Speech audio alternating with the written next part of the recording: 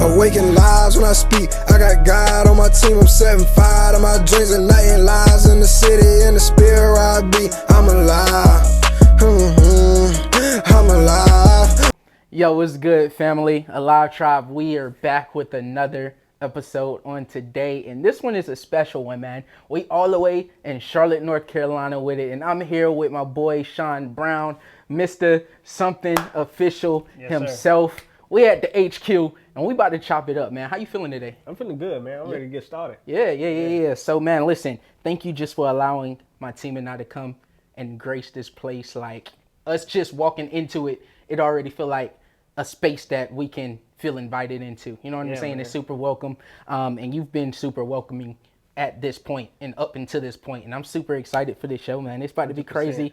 I know the people that's watching right now, they're about to get a whole lot of knowledge. Yeah, man. Because you got a fan base, you know what I'm saying? You got people that follow you, got people that look up to you. Right. Me being one of those individuals, you know what I'm saying? I believe in the brand, and I believe in you as an individual. And so let's get into it, man. Who is Shawn Brown? How did we get here? Like, take us back a little. You know what I'm saying? Because I know you got a story. Yeah. A lot of people don't know about. You know what I'm saying? Yeah. I don't even know how I came across your story, but you got one to tell. And not too many people know who Shawn Brown is. They know who Mr. Something Official is, but they don't know Shawn Brown. That's real, man. That's real. So tell the people who Shawn Brown is, and let me know. You know what I'm saying? Yeah. Take us down that journey. I would say, you want the long version or the short version? Man, listen, just take us there. You know what I'm saying? So I would just say, man, I have had a life so far. Yeah. Right. Like growing up, I was a PK. I am a PK, preacher's kid for y'all that don't know that. And let's say, I knew right from wrong, but things just for a PK, you think you're invincible or whatever that word is, right? Fact. So I would say I'll be around the wrong crowd. I was hanging around the wrong crowd a lot, like a whole lot. And, I was very popular in high school and stuff. So it was easy for me to be able to fall into the wrong traps, you know what I mean? And fall into the things that, I knew I shouldn't have been doing. Yeah, man. But God really actually, like, he had to sit me down, you know what I mean? To like build me up or whatever the case is. And so I went through a rough patch right when I graduated high school. Wow. Hanging around the wrong crowd, done something that I shouldn't have done. And, like I said, God sat me down. And he had actually teach me a lesson to where, the judge was actually telling me, well, he sentenced me to actually 8 years in prison. So honestly, today I would have still been in prison and just getting out this year, November. Man, stop it. November 2024. Yes, man. So, but God, you know what I mean? Like, see, I knew you had a past, but I didn't know it was like 8 years. Like, I didn't know that was all attached to Shawn Brown. So when you see Shawn Brown now, and you see like a lot of people may think it's like cockiness or whatever the case is, but it's really confident because I know where I've been at. You know what I mean? I know where I came from. I know where God, like, he brought me from. And so I live every day with a chip on my shoulder, like, man, I gotta show these people God. I gotta show these people how God did it for me. If he can do it for me, he can do it for all. For somebody else, bro. So, yeah, man. So, got around that rough patch. I got locked up. Ended up getting locked up. He allowed me to be able to. He blessed me to be able to get out within 2.5 months. Wow. So. Now, age. This is what, 20? This is 19. This is 19, 20. Yeah, okay. This is 19. I'm 27 right now. Yeah. And I got sentenced to 8 years. So 19 years old. Right at 19 years old.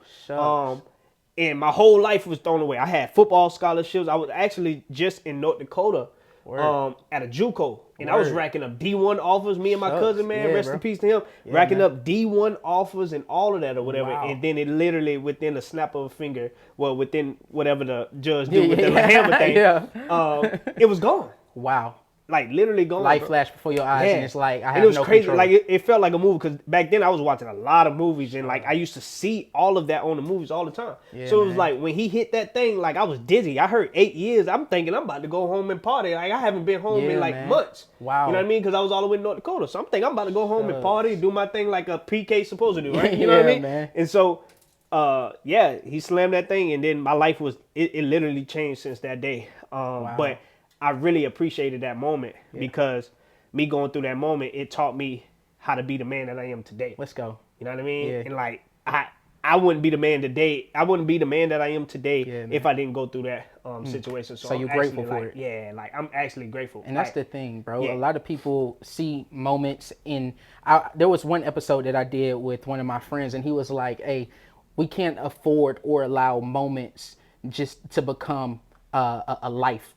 You know what I'm saying? If we look at that moment and just know that it's just a moment, and don't get stuck in the moment and understand like this moment is for our good, and on the other side of the moment, bro, you know what I'm saying? That's like us going through a weather storm. On the other side of the storm, the sun's still shining somewhere. On, and so I'm grateful for that moment as well, because today I get to meet Mr. Shawn Brown, the entrepreneur. You know what I'm saying? Mr. Shawn Brown, the musician. You know, and like I said at the beginning, I look up to you, and I appreciate everything that you got going on in your life. And so that's why I was able to make the drive to Charlotte, North Carolina. Although I love the city, although I can see myself here, you know what I'm saying? But just to take the drive to come right here and be in a great space, man. And you was giving me the backstory about how we got here and where you at now with the brand and some drops you got coming up. Talk about how did we get to something official? Like, how did the name derive? When did you start? Like, what did that process look like for you? Well, you getting it out of me tonight. All right, so pretty much what ended up happening was I've always knew I wanted to start a brand. Word. This was in high school when I had the vision. Dope. But I was hanging around, like I said, hanging around the wrong crowd and all of that stuff. So those people you got to be careful who you allow to speak into your life. Yeah, man. So those people that I was around was actually speaking to my life, and I didn't even realize it or whatever, because I was actually entertaining it, right? So they were telling me, man, you're not gonna make it with that clothing line. Like, you're gonna spend your money, ain't nobody gonna buy it or whatever the case is, because you're gonna get a T-shirt and put a logo on there and then try to sell it for a whole lot of money. You might as well just just not do it just at don't all. do it at all, right? Yeah, facts. And so I let that get to me to where I didn't do it back then, right? Yeah. So, but I knew it was always a vision. Like, I was always into fashion. I was always into designer. Like, just wanting to be whatever fashion I wanted to be around it. Word, and so I went from high school when I got to college. I was still designing people. Everybody was hitting me up, asking me. I was actually getting paid for that. Like, people would reach out to me and say, in high school. In college. In college. I got to college, yeah. Shucks. And so in college I started getting paid for people to just reach out to me and say, hey man, like, how much would you charge to put an outfit together for me for my prom? This is like people still in high school. Parents would reach out to say, hey, how much would you charge to get my son ready for prom, or whatever the case is, right? Sir. And so after that, I just started having visions like, man, I can actually turn this into something. I went to school for marketing, and then after that, I just, again, because of everything that I heard from high school and stuff, I just let that slip. I just let that get to me, right? So after that, I ended up going to Mercedes-Benz. This was my first job after graduating college. Dope. First job. I'm talking about money. Yeah. That job was good. It was great. So let me tell you, that's what I was saying. You're getting a lot out. So the crazy thing is, I was on that job for 6 months. Word. Straight out of college, I got that job. I was on the job for 6 months, and what was so crazy was we ended up getting bought out by Penske Automotive. I'm sure you know about it. Most definitely.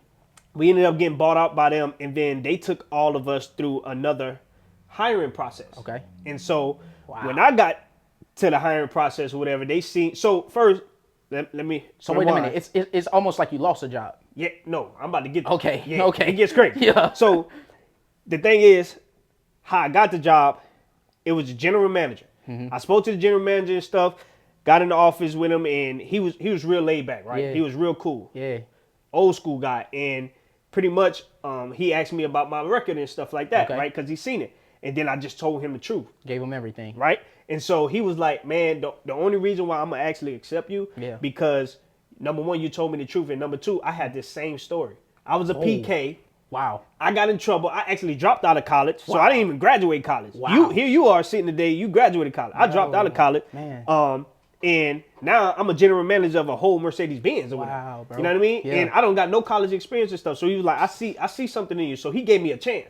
Again, they got bought out, obviously, for $50 million. I would get bought out too, or whatever. But so they ended up getting bought out by that company. Yeah. And stuff. And then they brought me through that interview process again. And then soon as they seen that it was like cutthroat. Yeah. It ain't matter. I was one of the top salesmen there. It's Mercedes-Benz of South Charlotte. Wow. I was one of the top salesmen there. They didn't care about none of that. They cared about their name. Wow. They didn't want anybody to have anything that was on their record or whatever the case is attached to their name. So they got me out of there. And so I was depressed. Nobody seen I was still going to church, all of that stuff, but I was depressed for 2 months, man. Wow. 2 months. And during that time, like I was contemplating suicide. Nobody really knew this because again, I grew up like this. I have to keep that image. You know what I mean? I got to keep that image. Like you can't see me down. Like I've been through too much. I won't let nobody see me down. Yeah, you know what I mean? Yeah, so I ended up putting on that image, and then after 2 months, I was just praying to God, and I'm just like, God, like something got to happen. I'm gonna give up. You know what I mean? Like I know you did it for me before, but it's like, man, look, I done did all of this, and this is how you showing me that you love me. You know what I mean? Just allow it. I feel it. The whole time he's speaking to me, the whole time I'm starting to see a lot of clothing stuff. I'm starting to see fashion shows, starting to see all of this stuff, and I'm like, hold on, this is starting to make sense. So I started getting that love back again, right? Because now I got a lot of time. When you're a Mercedes, when you're a salesman, you ain't got no time. Now I got a lot of time. I'm just on my bed. I'm just contemplating. I'm on YouTube, watching this, doing this, doing that, and I'm like, oh my God. So then God spoke to me. Was like, yeah, you remember what you thought about in high school? In high school. Let's try that out and let's see how that go for you. Wow. Literally, soon as that happened, I started, and that's how pretty much something official came.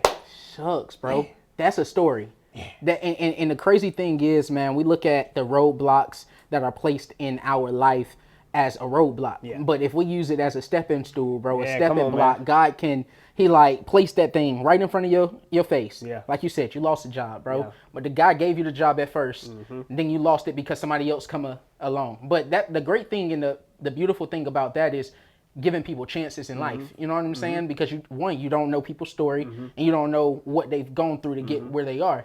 But just to see something official now, bro, from high school vision to people killing a dream, going through depression. Yep. You know what I'm saying? I done been there too. You know what I'm saying? And it takes those type of life transition and life moments to show us God is only refining us through that process to show us the other side. You know what I'm saying? And so, and through that process, we got to have endurance. And what it sounds like to me, bro, is you had a whole lot of endurance. That's it, man. And then one thing I want to say, come on, and for the audience as well. Yeah, bro. Don't look at your losses and call it losses. That was actually a lesson for me, brother. Bro, what? Come on, man. When I say I learned how to communicate better there. Come on. I learned how to sell better. So God didn't just give me this opportunity for me, flesh. Yes, bro. I thought God gave me this opportunity. He just snatched it away from me. But the whole time, he put me in rooms where I was selling G-Wagons. I was talking to CEOs of companies and seeing how they flow, see what they do, learning their information, putting in the system, seeing how much money they, you know what I mean? Just to download the knowledge in you. Come on. And that I learned the lesson there. Bro, so I never count anything that I lose as a loss. Is not a loss. It's a lesson at all. And I want to encourage everybody out there, if you ever feeling anything that is a loss, don't count it a loss. It's a lesson. Trust me. Like it's something greater on the other side. Like just keep believing. It's perspective. Yeah. At the end of the day, you know what I'm saying? It's really perspective. It's how you look at a situation and then how you respond to their situation. And our response is going to dictate whether we really come out on the other side the way God wants us and intends us to come out on the other side, or if we go slump and stay in that depression. And that's what I was talking about at the beginning, how we can allow moments to become like seasons. That's what it is. We can't allow just one moment. That moment of depression, you didn't allow it to become a season. And I understand what you're talking about when it comes to walking in the church, keeping on the face, keeping on the image. That stuff is weighty. But what I've learned in life, bro, as I continue to get older, is transparency and just being vulnerable and allow people to see your nakedness. Allow the right people to see it. You know what I'm saying? Because if you open and naked to the right people, bro, they're going to be able to refine you even more. You know what I'm saying? How you surround yourself, like you talked about at the beginning. We have to understand who we associate ourselves with. We associate ourselves with the right people, bro. We go in the right places and stuff like that. Man. So, bro, Something Official is a brand that I believe everybody out there that's watching, you need to tap into the brand. You need to tap into what they have going on right now. And not only do we have Something Official, but you're a musician as well, bro. Yes, sir. You know what I'm saying? Like, take us down that journey of how like you transition and because not only do you play the keys, you play the well. You know what I'm saying? Like, yes, how did that evolve? How did let's talk about Shawn around. We go jump back into Mr. Something official a little bit later, but let's going back and let's forth. Okay, let's segue this thing. Let's talk about, because there's some people that's watching and they want to know Shawn Brown, the musician. You know what I'm saying? Because there's different aspects and different just dimensions to who you are as a person. So let's tap into it for my music lovers. Yeah, so I started playing music when I was 7 years old. Dope. It started with me being at a church, my home church, Trumpet and Zion. Where's we were home? banging. Home is in New Orleans, Louisiana. Woo! Yeah, Really? So we grew up with I never knew that. I never knew that. But I can hear it though. It's just a little bit. It's now, light. So here's It's the light. thing. Here's the thing. With that funny story. Yeah. I told my mom and them. So if you ever met my mom, you hear her, my sisters, everybody else got it. They got it. They got it bad. But they got it bad. Now, are they still in New Orleans? No. Really? They've been up here as long as I've been up here. But when I say they say the babies, they say you heard me, you're water. Yeah. They got it. But like for me, it only come out if I got like upset or something. Word. You know what I mean? Okay, Like it wouldn't come out at all anywhere else. So I told my mom, I was like, you know what? One of my summer breaks, I told her I was gonna actually go to New Orleans and just spend time with my family, just so I can get my accent. You know what I mean? Because I just love the accent. You know what I mean? Yeah. But yeah, man. So we're from New Orleans. We're from New Orleans. And so 7th grade. Word. I was 7 years old when I started playing, but before then, we asked our apostle at the time, Apostle Derek Glenn McCoy, to prophesy over our hands, me and my brother. Wow. Yeah, so we was young. We seen his sons. He had sons that played for the church and stuff like that. And so they was killing. When I say killing, amazing. So we would just be on the back of the pews and banging on the pews, acting like them. If the guy doing this with his head, then my brother doing this. If the drum's doing this, I'm doing that or whatever, right? Because I started on the drums. Okay, dope. And so, so we on the back of the pews and we getting in trouble because we beating up the pews and the pew, like actually wooden sticks hitting the pews like they drums or whatever. So we getting in trouble, but at the same time, like the apostle was like telling my mom and them, hey, don't stop them though. Like don't take that away. This is something special. There's something there. Yeah. So then we asked him to prophesy for our hands. He did, and then within a year or two, we literally just started being able to hear music. Wow. You know what I mean? So being on the keyboard, being able to go on the keyboard and just playing something, but not playing something that we heard or whatever. Man. It's just literally coming to us. Like as we tapping on there, then we create a song and stuff like that. Word. We've never learned music. Wow. Like, I mean, we've never learned how to read music. I'm sorry. So no classes? Ever. Everything. Don't know how to read a music sheet? At all. If you put a music sheet in my face, I'm literally going to look at you in that sheet. Wow. Because I've never learned that. It literally come from God. Like it's just I'm able to hear whatever I hear. Wow. I can hear a song and within 2 minutes I can learn that whole entire song and play exactly what that song says. Straight gift. Literally. Straight gift. Yeah, man. So that's what's up, man. I started on that. I started on drums, and then I was in high school, and so my brother, he's Warren Brown. If y'all don't know, tell me who your brother is. My brother's Warren Brown. He's a crazy musician too. Yeah, yes, sir. That man is like that. But so he's a huge inspiration to me. He don't even realize it or whatever. Wow. Like I try to tell him, but he still, I feel like he don't realize it. Yeah. Whatever. But he's a huge inspiration to me. And I was in sports going in high school and stuff. He wasn't. He was a nerd. Word. He was literally a nerd, like literally a music geek, literally. And it was to the point to where like he was a drum major though, so he was always cool in college and stuff. But when it came down to sports and stuff, he didn't do. I remember one year, our senior year, well his senior year, I was a junior. I would have been a sophomore. Okay, can't remember, but he wanted to try out for the basketball team, and I was already on the basketball team, so I already knew. Number one, I didn't get playing time like that when I was in high school on the basketball team my 10th grade year, right? Yeah. So when my brother says, you know how it is when somebody just want to do something they ain't never done it. They never did it before. They just want to try it. Just want to try it. And so I knew if he would have stepped on that court, I would be talked about for the rest of my life. So I was like, I had to talk this man out of it. 100%. So he was never into music. Wow. I mean, never into basketball. Into sports at all. So he would literally be on the computer and be on his keyboard all day from sun up to sundown and stuff. And just the ability, as the world been seeing or whatever the case is, like he's phenomenal or whatever. Yeah, bro. But it comes from just that, like literally being in the studio all night, no matter what time it is, and he was literally perfecting his craft. And so he is a huge inspiration to me, bro. And that's and a crazy thing, right before you said perfecting his craft, yeah, that was gonna be the next segue right there.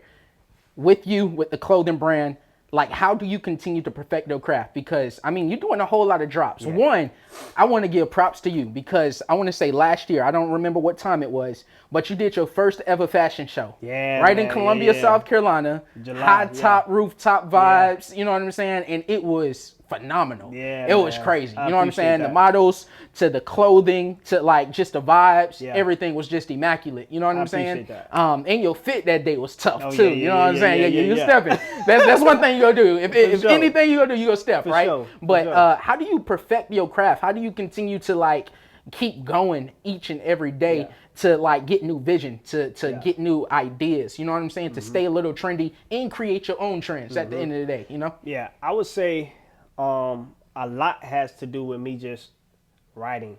Like, and so I know you was at the fashion show and stuff, so you seen my last little moment before they came and surprised me with the cake. I wish they could have like the video or whatever like, in the background while I'm saying this right now.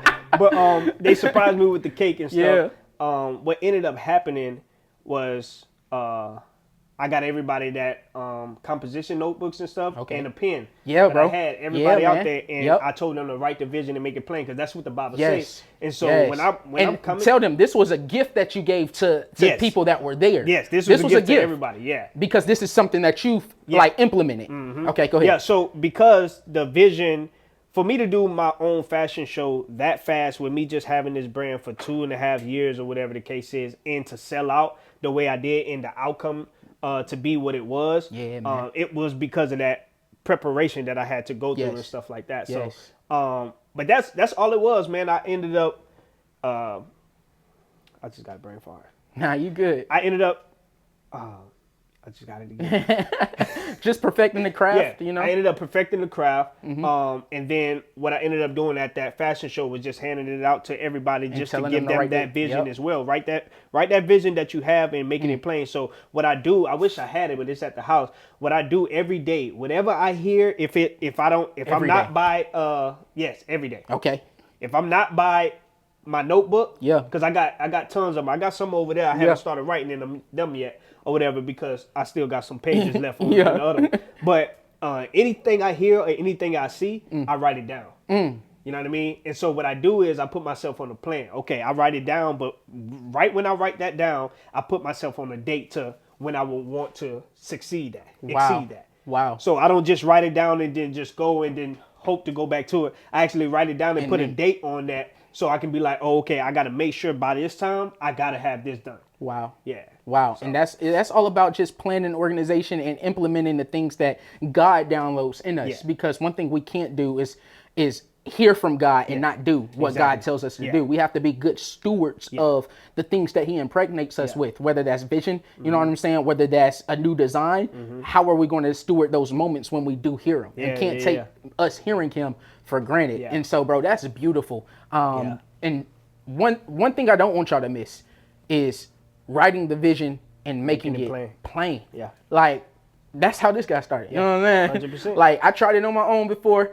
couldn't do it. I said, next time go around, I'm going to need a team to do this. I'm going to need some help. I can't do it by myself. You know what I'm saying? And so I wrote it down, set a date, you know what I'm saying? Put actionable steps to that date. And then we achieved that date. You know what I'm saying? Man. Big ups to the team, though. I ain't gonna lie, y'all back there. The team is big up to y'all. Nah, they fire. They fire. I love each and every one of them, man. I love each and every one of them. But listen, man, let's get into our igniters. This is the last part of the show. I got 2 questions for you. Okay. The first question I got for you is, what ignites you? What keeps you going? What keeps you pushing? Like, what's that motivation behind something official?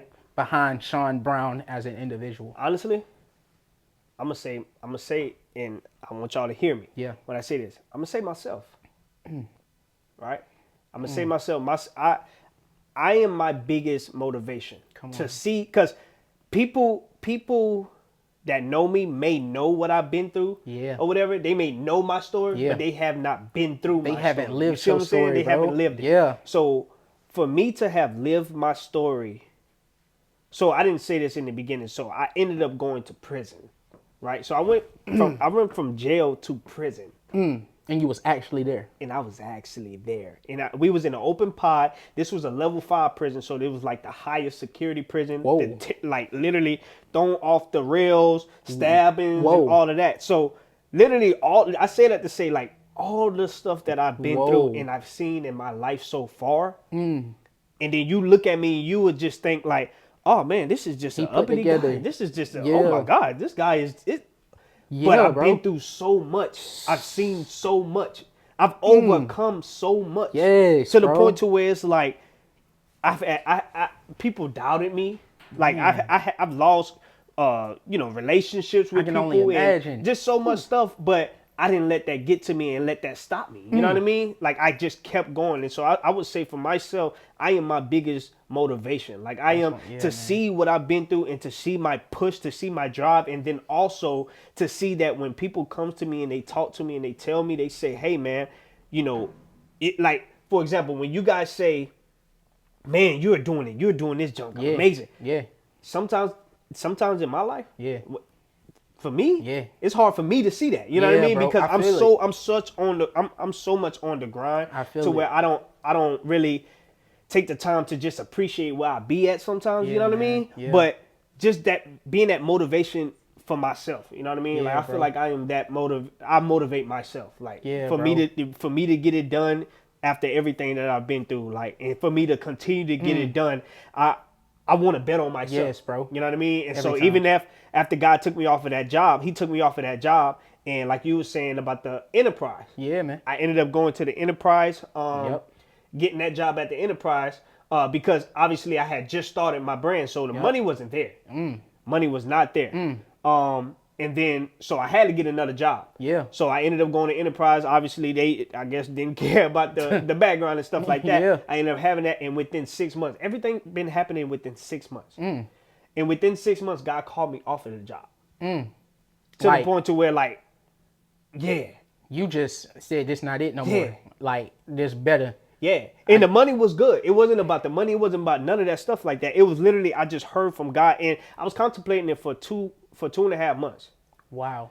But I kept hearing this pull from God, like just pulling, just saying, I need you to come off of that job. In order for your brand to expand, in order for you to expand, I need you to come off of that job. Wow. I need you to do ministry full time. Wow. I'm going to take care of you, and I need you to be able to do your brand full time. And literally, that's been since 2022. And we in 2024 right now. Wow. And literally not one bill has been late. Not one thing has been an issue, anything like that. And it's because literally like I follow God. You know what I mean? Bro. And stuff like that. So that's amazing. I know I kind of went off of that. Nah, bro, we needed that. We needed that. Somebody needed that. Yeah. You know what I'm saying? Last thing. What awakens you? Like what in your life needs awakening? Like what in your life is maybe a little stagnant, maybe you need to do, but you've been sleeping on, like what in your life need awakening? I would say, since we on this topic of something that I was talking to you about. Yeah, man. You know what I mean? I would say, because I've been so me. You know what I mean? Yeah. And to where other people doubted me so much to where it's like, okay, I feel like I can do all of this by myself. You know what I mean? And that has not been the case lately. You know what I mean? Bro. Like everywhere that I've been going, I've been realizing you need people. I need people. You know what I mean? And it's been so hard to find people that is on the same path, that has the same mindset. That's why I said like kudos to your team, because like they understand. I can see. I don't see nothing in their faces where it's like I don't want to be here. None of that stuff like that. You know what I mean? Like this team is following this vision. They believe in you. You know what I mean? And it's so hard for me to. It's so hard for me to get that, you know what I mean? Or I feel like I have not been seeking that because I've been so stuck on Shawn needs to do this for himself. Shawn needs to do this. But that's the hardest thing. I would say that's the awakening of this year. I need to go ahead and reach out. I need to go ahead, or even if it's God sending them to me, I need to be open-hearted and open-minded for them to be able to come in and, I'll be able to build a team. So that's going to be a big one for this year. It's going to happen for you, bro. You know what I'm saying? I appreciate it. I promise you it's going to happen for you.